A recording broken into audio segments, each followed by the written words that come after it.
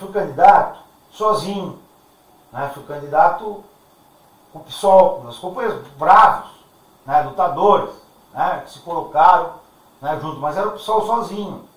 Eu acho que a gente tem que construir uma unidade da oposição maior, com base também num programa, num desenvolvimento para a cidade. E eu acho que isso também está aberto.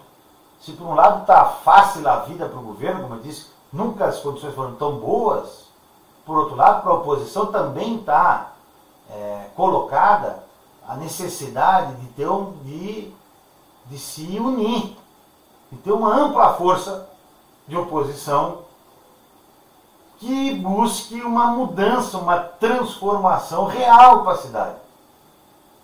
Uma transformação real implica no seguinte, não é para substituir os contratados deles pelos nossos.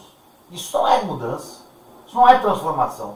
Tem que ser um compromisso muito maior do que isso, muito mais profundo do que isso.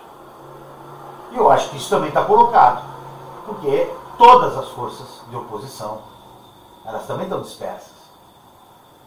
Tem uma. Né?